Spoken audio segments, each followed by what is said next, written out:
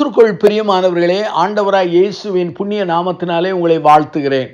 சங்கீதம் 13ஆம் சங்கீதம் 1-6 வாக்கியங்களை கற்றுக்கொள்ளப் போகிறோம். இந்த சங்கீதமானது சங்கீதக்காரனாகிய தாவீதால் பாடப்பட்ட ஒரு சங்கீதம். இந்த சங்கீதத்துக்கு நான் ஒரு பேர் வைக்கிறேன். அது என்னவென்று சொன்னால், உண்மையாகவே ஹவு லாங் என்பது, எதுவரைக்கும் என்பது. இதே கேள்வியை நானும் நீங்களும் எத்தனையோ முறை கேட்டிருக்கிறோம். அதே போல்தான் சங்கீதக்காரன் கேட்கிறார்.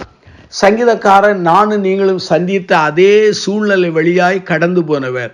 ஆகவே தன்னுடைய வாழ்க்கையின் நெருக்கங்கள், எதிர்ப்புகள், வஞ்சகமான எதிரிகளின் சூழ்ச்சிகள், யுத்த காரியங்கள், இவைகளின் மத்தியிலே இந்த சங்கீதத்தை அவர் பாடியிருக்கக்கூடும். இந்த சங்கீதத்தை பாடும்போது தன்னுடைய சூழ்நிலைகளை அவர் விளக்குகிறார். அங்கே 4 சூழ்நிலையை விளக்குகிறார். முதலாவது அவருடைய சோர்வை விளக்குகிறார், டிப்ரெஷன். 2வது அவருடைய சந்தேகத்தை சுட்டி காண்பிக்கிறார், டவுட்.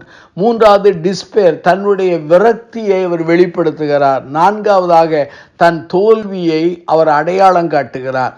இந்த 4 காரியமும் சங்கீதம் 13ஆம் சங்கீதத்திலே 1-2 வாக்கியங்களிலே அது காணப்படுகிறது. கர்த்தாவே, எதுவரைக்கும் என்னை மறந்திருப்பீர்? எதுவரைக்கும் உம்முடைய முகத்தை எனக்கு மறைப்பீர்? என் இருதயத்திலே சஞ்சலத்தை நித்தம் வைத்து எதுவரைக்கும் என் ஆத்துமாவிலே ஆலோசனை பண்ணி கொண்டிருப்பேன் என்று அங்கே பாடுகிறார். இந்த சங்கீதம் 13ஆம் சங்கீதத்திலே 3 வாசித்தால் சங்கீதக்காரன் தன் வாஞ்சைகளை கொட்டி எழுதுகிறார். ஆங்கிலத்திலே த டிசைர் ஆஃப் டேவிட் என்று சொல்லலாம்.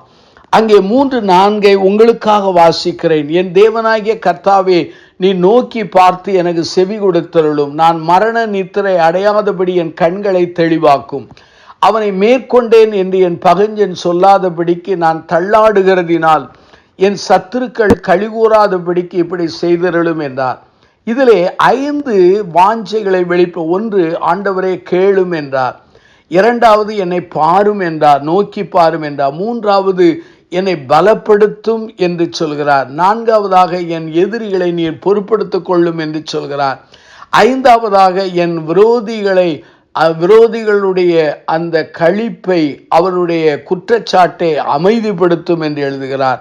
ஆங்கிலத்தில் சொல்ல வேண்டும் என்றால், ஆண்டவரே நீர் ஹியர் ஹிம் என்று சொல்கிறார், சீ ஹிம் என்று சொல்கிறார், ஸ்ட்ரென்தன் ஹிம் என்று அவர் சொல்கிறார், take care of his enemies என்று பாடுகிறார், சைலன்ஸ் இஸ் கிரிட்டிக்ஸ் என்று பாடுகிறார்.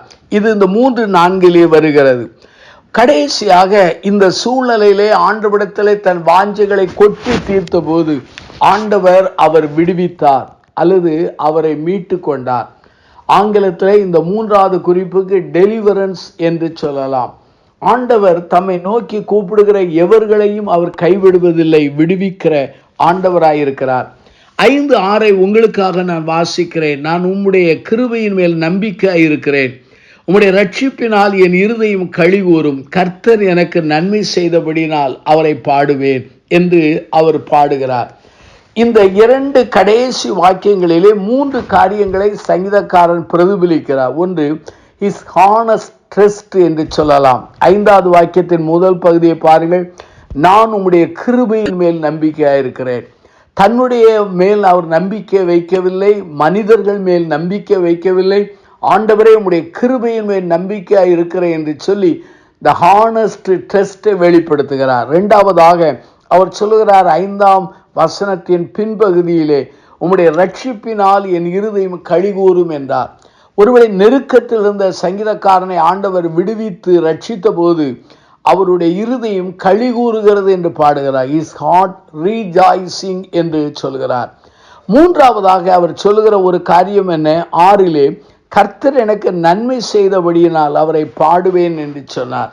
ஆகவே விடுதலையும் மீட்பும் ரட்சிப்பும் ஆசீர்வாதம் வரும் பொழுது நாம் பாட ஆரம்பிக்கிறோம், துதிக்க ஆரம்பிக்கிறோம், பாடி களி கூறுகிறோம். இதைத்தான் சங்கீதக்காரன் சொல்கிறார், கர்த்தர் எனக்கு நன்மை செய்தபடினால் அவரை நான் பாடுவேன்.